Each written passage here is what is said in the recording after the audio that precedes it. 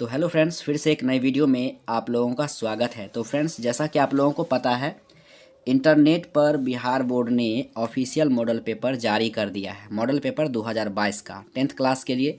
तो आज मैं आप लोगों को साइंस का मॉडल पेपर का लघु उत्तरीय प्रश्न बताने वाला हूं, जो कि फिजिक्स का होगा। ठीक है, इसके फिजिक्स के बाद मैं आप लोगों को केमिस्ट्री का बताऊंगा और उसके बाद बायोलॉजी का बताऊंगा। तो आज की इस वीडियो में हम लोग देखने वाले हैं फिजिक्स का लघु उत्तरीय प्रश्न, जो कि इंटरनेट पर आधारित मॉडल पेपर है। ठीक है, जो 2022 में पूछा जाएगा इस तरह के क्वेश्चन। तो चलिए बारी बारी से हम लोग सारे क्वेश्चन को डिस्कशन कर लेते हैं आंसर के साथ। जैसा कि पहला क्वेश्चन देख पा रहे हैं, दिया हुआ है किसी चालक का प्रतिरोध किन किन बातों पर निर्भर करता है। ये क्वेश्चन है पहला क्वेश्चन, जो कि लघु उत्तरीय प्रश्न है। बिहार बोर्ड के ऑफिशियल वेबसाइट पर यह दिया गया है। आप लोगों के पास भी इसका पीडीएफ होगा। अगर पीडीएफ नहीं है तो नीचे डिस्क्रिप्शन बॉक्स में जाना है, टेलीग्राम का लिंक है, उसको ज्वाइन कर लीजिएगा, आपको पीडीएफ उसका मिल जाएगा और साथ में इसका आंसर भी, दीर्घ उत्तरीय प्रश्न भी हम आप लोगों को इस वीडियो में बताने वाले हैं। आंसर है किसी चालक का प्रतिरोध निम्नलिखित बातों पर निर्भर करता है। पहला है चालक की लंबाई पर, आप ऐसे भी लिख सकते हैं चालक की लंबाई पर, अर्थात आर समानुपाती एल। ठीक है। दूसरा है चालक के अनुप्रस्थ प्रतिच्छेद क्षेत्रफल पर, अर्थात आर समानुपाती 1/a, 1/a। ए क्या है? तो एरिया है, क्षेत्रफल है। और तीसरा दिया गया है चालक के प्रतिरोधकता पर, अर्थात आर समानुपाती रो। इस पी को हम लोग क्या कहते हैं? रो कहते हैं। ये पहला क्वेश्चन का आंसर था। ठीक है, चलिए अब हम लोग दूसरे क्वेश्चन का आंसर देख लेते हैं। दूसरा क्वेश्चन दिया गया है अनवीकरणीय ऊर्जा स्रोत क्या है? कोई दो उदाहरण दें। ठीक है, इस तरह से क्वेश्चन पूछा गया है। तो इसका आंसर क्या होगा? आंसर होगा ऊर्जा का अनवीकरणीय स्रोत उसे माना जाता है जिसे उपयोग के बाद पुनः वापस मूल रूप से प्राप्त नहीं किया जाता, जैसे कोयला और दूध से दही बनना। यानी कि एक बार अगर कोयला को जला दिया जाए तो फिर से वह राख बन जाएगा और फिर से वह कोयला का रूप धारण नहीं करेगा, यानी कि अपने मूल अवस्था में वापस नहीं आ पाएगा। इसलिए उसे हम लोग क्या कहते हैं? अनवीकरणीय स्रोत कहते हैं। दूसरा दिया गया है, जैसे इसमें कहा गया है कि दो उदाहरण दे, इसका दूसरा क्या होगा उदाहरण? दूध से दही बनना। अगर दूध से एक बार दही बन गया तो फिर से दही से दूध नहीं बनाया जा सकता है, उसे ही हम लोग क्या कहते हैं? अनवीकरणीय स्रोत कहते हैं। ठीक है दोस्तों।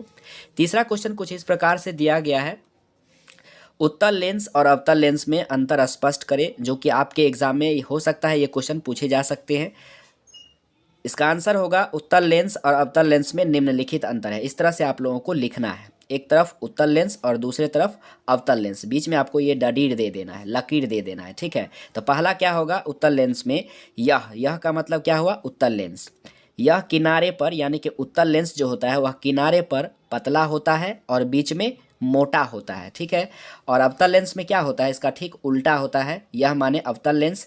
अवतल लेंस जो है किनारे पर मोटा होता है एवं बीच में पतला होता है। इसमें क्या था? किनारे पर पतला और इसमें किनारे पर क्या है? मोटा होता है। ठीक है, यानी इसका ठीक उल्टा होगा। अगर एक याद आपको हो गया तो ये दूसरा अपने आप याद हो जाएगा। तीसरा है इसको अभिसारी लेंस कहते हैं। किसको? उत्तल लेंस को। और अवतल लेंस को क्या कहते हैं? तो अपसारी लेंस कहते हैं। अगर इस वीडियो का भी आपको पीडीएफ चाहिए तो ज़रूर ले लीजिएगा, मैं आप लोगों को नीचे डिस्क्रिप्शन बॉक्स में टेलीग्राम का लिंक है, उस पर डाल दूंगा। ठीक है, चलिए अब बढ़ते हैं हम लोग क्वेश्चन नंबर 4 की ओर। चौथा नंबर क्वेश्चन देखिए, दिया हुआ है सरल सूक्ष्मदर्शी क्या है? इसका एक किरण आरेख खींचे। तो कुछ इस प्रकार से लिखेंगे आंसर में, सरल सूक्ष्मदर्शी वह युक्त है या युक्ति है जिससे छोटे बिंब, बिंब का मतलब होता है वस्तु, बिंब का आवर्धित प्रतिबिंब प्राप्त किया जाता है। आवर्धित प्रतिबिंब प्राप्त किया जाता है, उसे हम लोग सरल सूक्ष्मदर्शी कहते हैं। ठीक है, और इसका किरण आरेख कुछ इस प्रकार से होगा, आप लोग अच्छे से भी बना सकते हैं। ये जो इस सरल सूक्ष्मदर्शी में जो चित्र होता है, यानी कि जो लेंस का उपयोग किया जाता है, किस लेंस का? तो उत्तल लेंस का। सरल सूक्ष्मदर्शी में किस लेंस का उपयोग होता है? तो उत्तल लेंस का होता है। ये आपका क्या है? तो बिंब है, जिसको हम वस्तु बोलते हैं। ये आपका फोकस बिंदु हुआ और ये जो है आपका ये प्रतिबिंब हुआ, यानी इसका एक प्रकार का छाया बोल सकते हैं, वो प्रतिबिंब हुआ। ठीक है, चलिए 5वें नंबर क्वेश्चन की ओर बढ़ते हैं, जो कि आपके मॉडल्स पेपर में पूछा गया है। 5वां नंबर क्वेश्चन है विद्युत मोटर का क्या सिद्धांत है या सिद्धांत क्या होता है। विद्युत मोटर से रिलेटेड अगर 5 नंबर के क्वेश्चन दीर्घ उत्तरी में पूछा जाए तो इससे पहले मैंने इसके बारे में वीडियो बना रखा है। अगर आप लोग नहीं देखें तो नीचे डिस्क्रिप्शन बॉक्स में विद्युत मोटर का सचित्र वर्णन करे पूरा डिटेल्स में मैंने बताया है, उसका लिंक मैं नीचे डिस्क्रिप्शन बॉक्स में दे दूंगा, वहाँ से भी आप लोग जा करके देख सकते हैं, या फिर यूट्यूब पर सर्च करिएगा विद्युत मोटर बाय सूरज सर तो मेरा वीडियो ये मिल जाएगा। ठीक है, तो इसका आंसर क्या होगा देखिए, जब धारावाही कुंडली को चुंबकीय क्षेत्र में रखा जाता है तो वह कुंडली एक बल आघूर्ण का अनुभव करती है, इसके परिणाम स्वरूप कुंडली घूर्णन करती है, जिसे हम लोग विद्युत मोटर का सिद्धांत कहते हैं। ठीक है दोस्तों, तो इस तरह से आप लोग लिखिएगा तो इसका आंसर कंप्लीट हो जाएगा। और नेक्स्ट क्वेश्चन है क्वेश्चन नंबर 6, एमीटर एवं वोल्ट मीटर के उपयोग को लिखें। यानी कि दोनों के बारे में आपको परिभाषा लिखना है कि उसमें उसका उपयोग होता क्या है। जैसे एमीटर, यह एक ऐसी युक्ति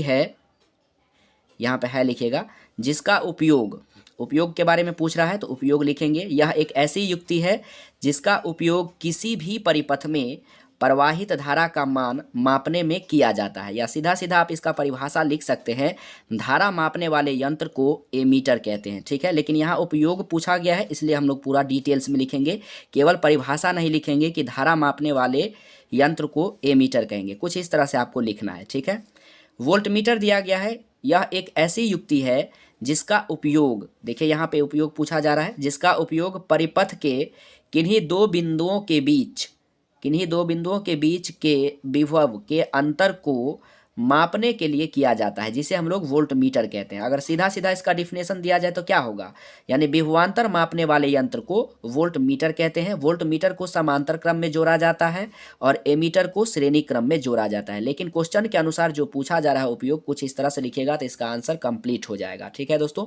बढ़ते हैं 7 नंबर क्वेश्चन की ओर।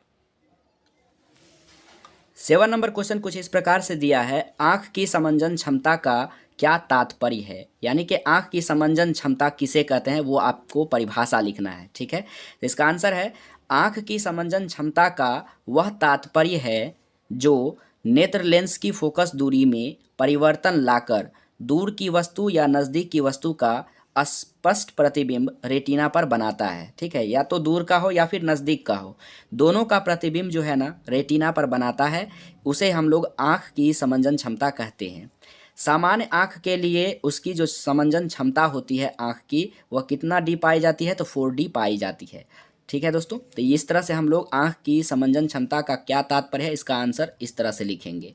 उसके बाद है आज का लास्ट क्वेश्चन लघु उत्तरीय प्रश्न के लिए, उसके बाद मैं आप लोगों को दीर्घ उत्तरीय प्रश्न के बारे में बताऊंगा।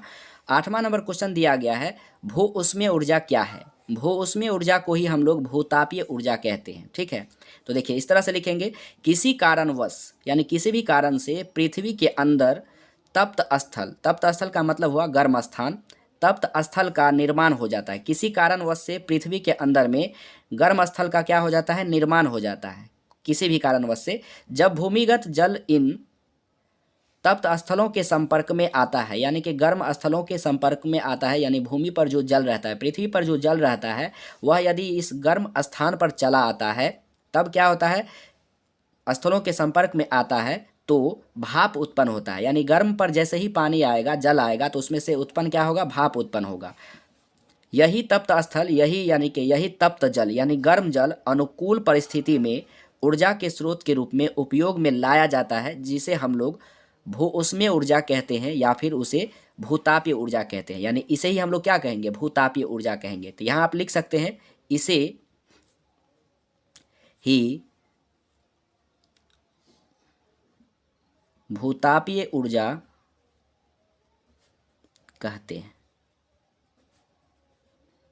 ठीक है, इस तरह से आप लोग लिख सकते हैं। तो हम लोगों ने आज क्या देखा, फिजिक्स के बारे में, यानी फिजिक्स का जो लघु उत्तरीय प्रश्न था 8 क्वेश्चन, जिसमें से आपको केवल 4 क्वेश्चन का आंसर देना था, तो मैंने 8 क्वेश्चन का आंसर आप लोगों को बता दिया। दीर्घ उत्तरीय प्रश्न के लिए जिसमें फिजिक्स में दिया गया है 2 दीर्घ उत्तरीय प्रश्न दिया है कि उसमें उत्तल लेंस में लेंस सूत्र को प्रमाणित करें। तो इसके लिए मैंने ऑलरेडी एक वीडियो बना रखा है। ठीक है, तो नीचे डिस्क्रिप्शन बॉक्स में मैं दोनों का लिंक दे दूंगा, जो भी आपको ज़रूरत होगा उसको ज़रूर देख लीजिएगा। तो उम्मीद करता हूँ कि ये वीडियो आपको काफ़ी अच्छा लगा होगा। वीडियो पसंद आया हो तो लाइक करना, चैनल पर नए आए हो तो सब्सक्राइब करके साथ में बेल आइकन को दबाना मत भूलना। तो केमिस्ट्री का देखिए यह पहला क्वेश्चन है जो कि पूरे साइंस का 11 नंबर क्वेश्चन ये है, वन संपदाओं पर आधारित किन्हीं 2 उद्योगों का नाम बताइए। तो दोस्तों इसका आंसर हम लोग किस प्रकार से लिखेंगे, तो कुछ इस प्रकार से हम लोग आंसर लिखेंगे, वन संपदाओं पर आधारित किन्हीं 2 उद्योगों का नाम। यानी कि पहला आपका ये हो गया दोस्तों, पहला हो गया कागज उद्योग और दूसरा हो गया कत्था उद्योग।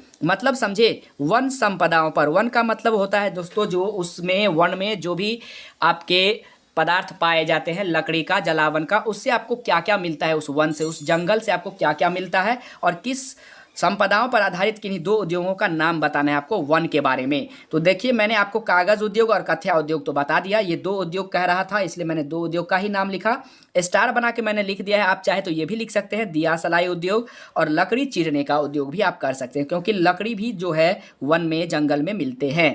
तो इस तरह से आप लोग क्वेश्चन नंबर 11 का आंसर ऐसे लिख देंगे, आपका कंप्लीट आंसर हो जाएगा, किसी भी प्रकार का कोई दिक्कत नहीं होगा। 12 नंबर क्वेश्चन जो कि साइंस में है और केमिस्ट्री का दूसरा क्वेश्चन है, निम्नांकित के इलेक्ट्रॉन बिंदु संरचना बताएं। दोस्तों इससे रिलेटेड भी मैंने वीडियो बता रखा है, आप यूट्यूब में जाइएगा, सर्च करिएगा इलेक्ट्रॉन बिंदु बाय सूरज सर या इलेक्ट्रॉनिक विन्यास बाय सूरज सर, तो मेरा वीडियो मिल जाएगा, उसको देख लीजिएगा, अच्छे ढंग से देख लीजिएगा। दोस्तों यहाँ हम आपको बताने वाले हैं, जैसे आपको इंटरनेट पर आधारित मॉडल पेपर में इलेक्ट्रॉन बिंदु संरचना के बारे में पूछा गया है, जिसमें H2S का इलेक्ट्रॉन बिंदु संरचना आप कैसे बनाएंगे। तो पहले समझिए, आपको कुछ रटना नहीं पड़ेगा। अब दोस्तों ये देखिए, मैंने हाइड्रोजन का लाल बिंदु से यहाँ पे दिया है, इसका मतलब हाइड्रोजन का जो है ना, अंतिम कक्षा में 1 इलेक्ट्रॉन होते हैं। तो यहाँ पे 2 हाइड्रोजन है, तो मैंने 2 हाइड्रोजन लिया और हाइड्रोजन के अंतिम कक्षा में 1 इलेक्ट्रॉन रख दिया। अब यहाँ बच जाता है आपका सल्फर, ठीक है। तो सल्फर होता है S1632, यानी कि परमाणु संख्या 16 होता है। उसके अंतिम कक्षा में अगर आप इलेक्ट्रॉनिक विन्यास बनाते हैं तो उसके अंतिम कक्षा में जो है ना, आपको केवल और केवल 6 इलेक्ट्रॉन दिखाई देते हैं, 2 और 2 4, 5 और 1 6, ठीक है दोस्तों। तो अगर आपको इलेक्ट्रॉनिक विन्यास बनाने आता है तो अच्छी बात है, उसमें अगर नहीं बनाने आता है तो आप लोग जरूर देख लीजिएगा, उसका भी लिंक मैं नीचे डिस्क्रिप्शन बॉक्स में दे देता हूं, या फिर आप यूट्यूब के सर्च में जाइएगा, लिखेगा इलेक्ट्रॉनिक विन्यास बाय सूरज सर, मेरा वीडियो आपको मिल जाएगा। इलेक्ट्रॉनिक विन्यास बनाना तो आपको आना ही चाहिए, ऐसा नहीं कि आपको इंटरनेट पर आधारित मॉडल पेपर में नहीं दिया है तो आपको नहीं आना चाहिए। यहाँ पे इलेक्ट्रॉन बिंदु संरचना के बारे में पूछा जा रहा है, मैंने बता दिया। इस तरह से आप बनाएंगे दोस्तों, सभी तत्व, जैसे S है, यहाँ पे ध्यान से समझिएगा, जितने भी तत्व हैं अभी तक, सभी तत्व चाहते हैं कि हमारे अंतिम कक्षा में 8 इलेक्ट्रॉन हो। तो S का गिनिए कितना इलेक्ट्रॉन हुआ, जैसे S है 2 2 4 5 6 और ये भी ले लिया तो 7 और ये भी ले लिया तो 8, यानी कि S को जो है ना पूरी तरह से इस बॉक्स के अंदर में 8 इलेक्ट्रॉन हो गया। और बाकी हीलियम ही एक ऐसा तत्व है जो केवल 2 ही इलेक्ट्रॉन चाहता है कि हमारे अंतिम कक्षा में हो। तो देखिए H हाइड्रोजन का यहाँ पे हमने 2 इलेक्ट्रॉन बना दिया, एक हाइड्रोजन का था और एक सल्फर से ले लिया, आदान प्रदान कर लिया। इस तरह से हाइड्रोजन के अंतिम कक्षा में अब 2 इलेक्ट्रॉन हो गया इस बॉक्स के अंदर। इसी तरह से यहाँ भी देखिए, हाइड्रोजन को मैंने घेर दिया तो यहाँ पे 2 इलेक्ट्रॉन हो गया। अब उसके बाद दोस्तों दूसरा पूछा गया है बिहार बोर्ड के मॉडल पेपर में, दूसरा सवाल है कि F2 का इलेक्ट्रॉन बिंदु संरचना बनाइए। तो मैं आपको बता दूं दोस्तों, F2 का इलेक्ट्रॉन बिंदु संरचना देखिए क्या होगा, इसके भी अंतिम कक्षा में 7 इलेक्ट्रॉन होते हैं, क्लोरीन की तरह यह कार्य करता है।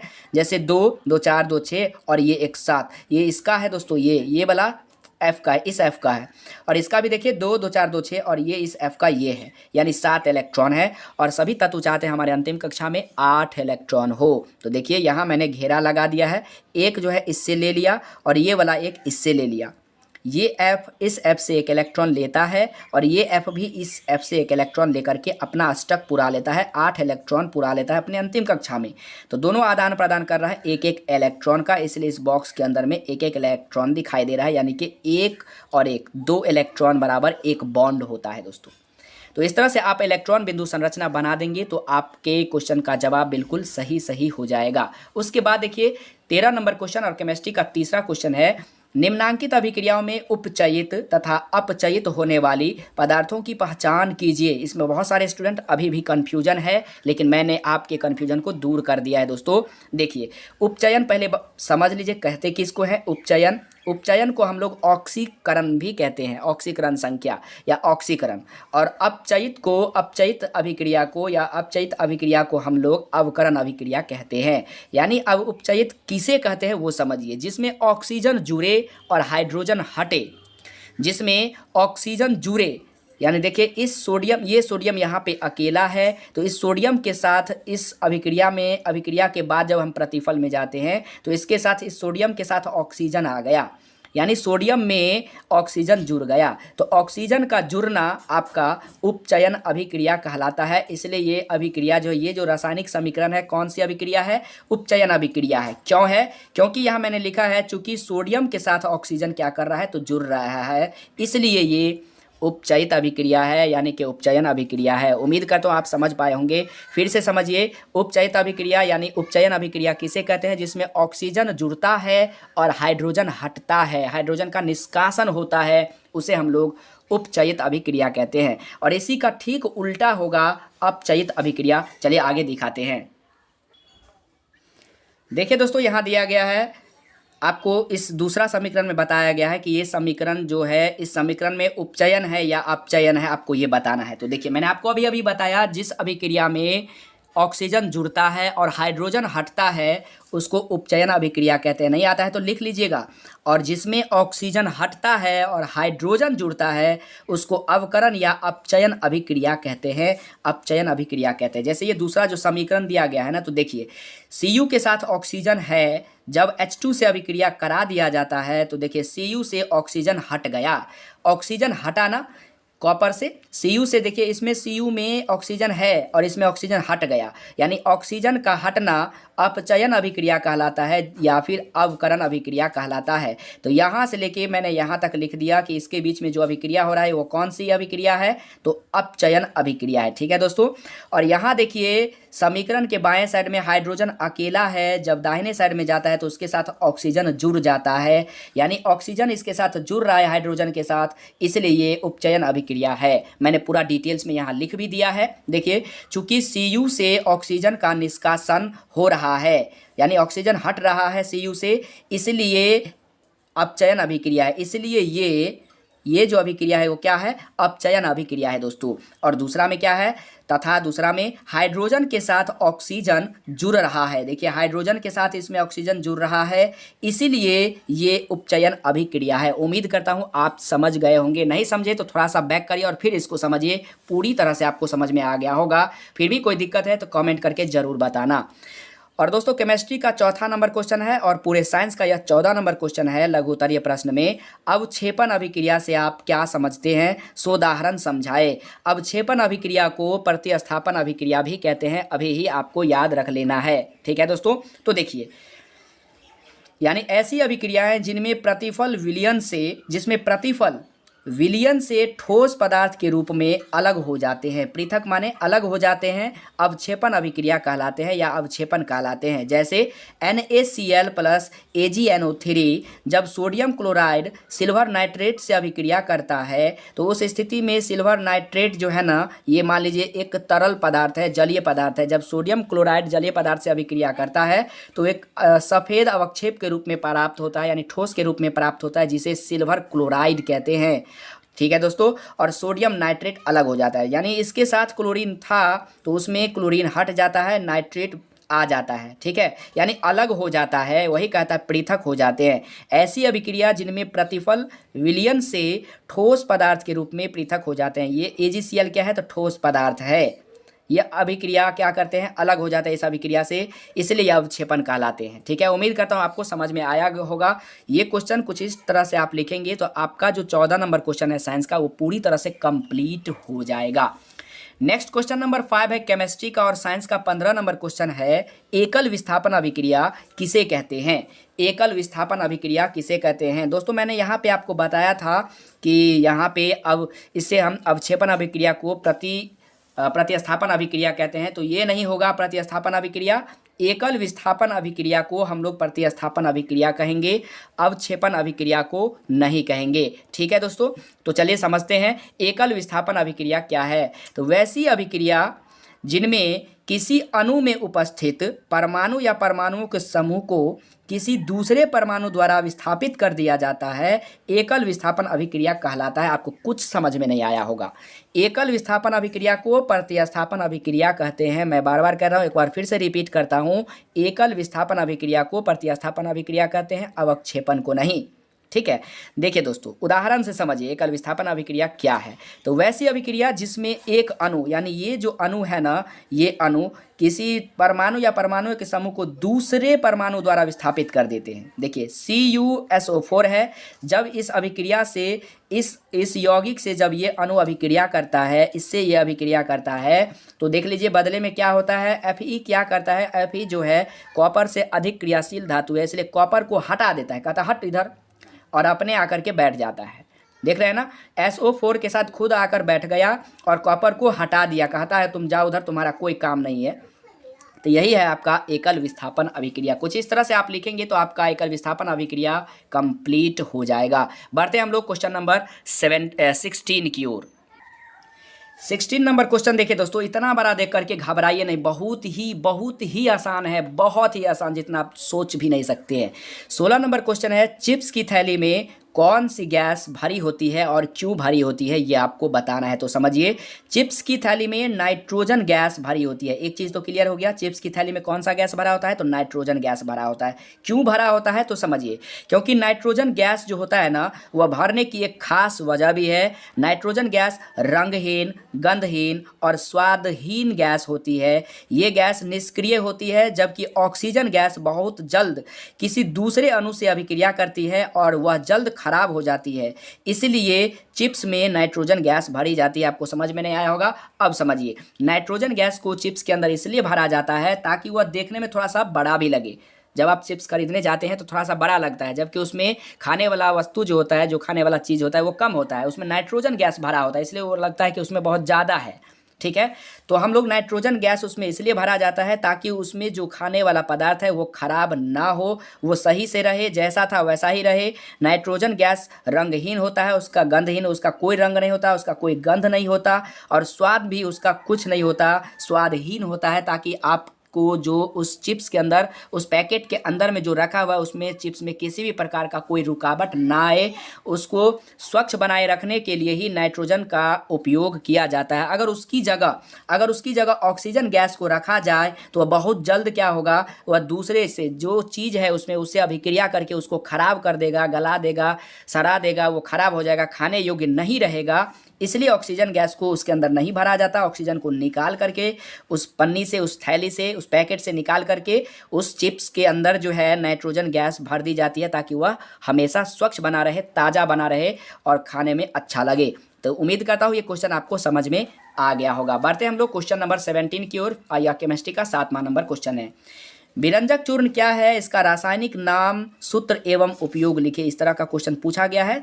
तो दोस्तों इसका आंसर होगा, शुष्क बूझे हुए चूने को 40 डिग्री सेल्सियस पर लंबे समय तक CO2 गैस प्रवाहित करने पर विरंजक चूर्ण प्राप्त होता है। यानी शुष्क बूझा हुआ जो चूना है उसको 40 डिग्री सेल्सियस पर अगर गर्म करेंगे, बहुत देर तक गर्म करेंगे, और गर्म करने के बाद जो है कार्बन डाइऑक्साइड गैस प्रवाहित कर देंगे, तो विरंजक चूर्ण प्राप्त हो जाएगा। ठीक है, कैसे, तो देखिए, ये है आपका शुष्क बूझा हुआ चूना। जब उसके साथ हम कैल्शियम क्लोराइड का अभिक्रिया कराते हैं तो हमें कैल्शियम ऑक्सीक्लोराइड प्राप्त होता है। इस तरह से आप समीकरण लिखेंगे तो विरंजक चूर्ण आपका कंप्लीट हो जाएगा।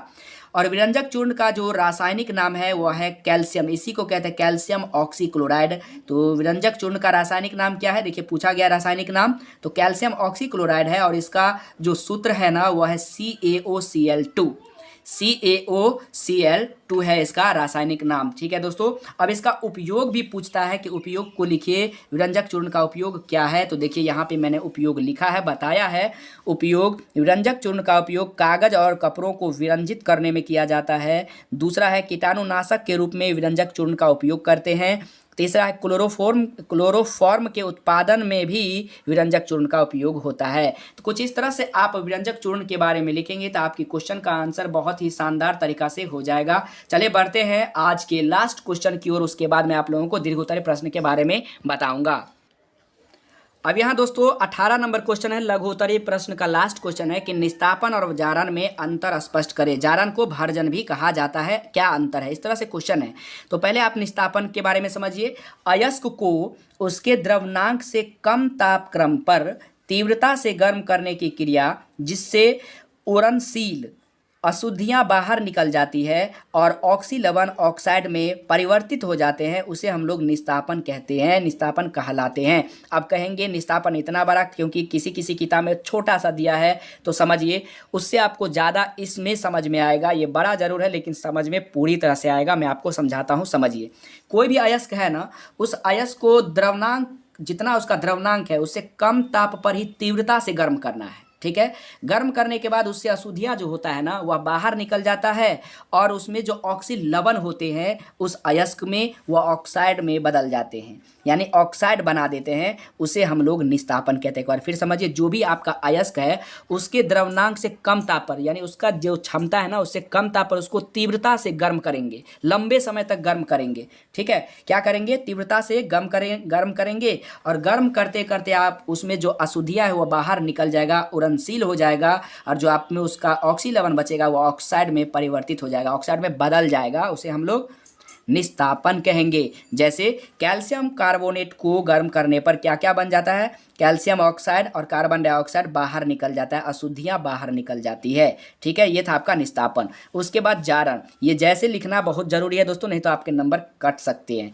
जारण क्या हुआ? जारण को ही भर्जन बोलते हैं। तो अयस्क को वायु की नियंत्रित आपूर्ति में उसके द्रव्यनांक से कम ताप पर तीव्रता से गर्म करने की क्रिया जारण कहलाती है। लेकिन कहता क्या है इसमें?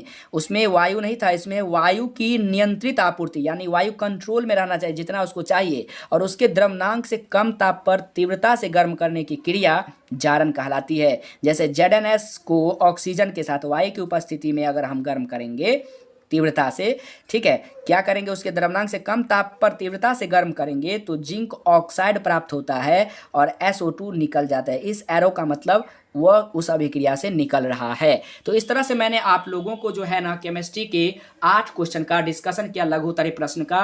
फिजिक्स का भी मैंने डिस्कशन कर लिया है। अब मैं बायोलॉजी का आपका वीडियो कल आ जाएगा। अब मैं आपको बता देता हूँ दीर्घ उत्तरीय प्रश्न के बारे में। दीर्घ उत्तरीय प्रश्न में जो आपके क्वेश्चन पूछे गए हैं ना, उस क्वेश्चन का अगर आपको आंसर चाहिए, डिटेल्स में आंसर चाहिए, तो आप मुझे कमेंट करके ज़रूर बताइएगा। एक वीडियो मैं दीर्घ उत्तरीय प्रश्न पे लाऊंगा जिसमें कि दोस्तों मॉडल पेपर का फिजिक्स, केमिस्ट्री, बायोलॉजी तीनों का जो है ना दीर्घ उत्तरीय प्रश्न एक ही वीडियो में आपको बना करके दे दूंगा, जिससे आपको आसानी लगे, आसान लगे। और दोस्तों अगर आप ऑब्जेक्टिव क्वेश्चन का आंसर आपको चाहिए तो नीचे डिस्क्रिप्शन बॉक्स में लिंक है। मैंने मॉडल पेपर के बारे में ऑब्जेक्टिव क्वेश्चन का वीडियो पहले ही बना दिया था। अगर आप देखें तो अच्छी बात है, नहीं देखें तो नीचे डिस्क्रिप्शन बॉक्स में लिंक है, उसको जा करके जरूर देख लीजिएगा। तो उम्मीद करता हूँ कि आज का ये वीडियो बहुत पसंद आया होगा। पसंद आया हो तो लाइक करना, चैनल पर नया हो तो सब्सक्राइब करके साथ में बेल आइकन को दबाना मत भूलना, ताकि हम जब भी वीडियो को अपलोड करें तो सबसे पहले आपको नोटिफिकेशन मिल जाए। और लगातार हमारी वीडियो आ रही है साइंस के क्रैश कोर्स में, और मैथ का भी क्रैश कोर्स दोस्तों बहुत जल्द स्टार्ट होने वाला है, ताकि आप लोगों को मैथ में भी ज़्यादा से ज़्यादा नंबर आ सके। और किसी भी टॉपिक में आपको प्रॉब्लम होता है तो मुझे कमेंट करके ज़रूर बताना। तो मिलते हैं नेक्स्ट वीडियो में, तब तक के लिए जय हिंद, वंदे मातरम।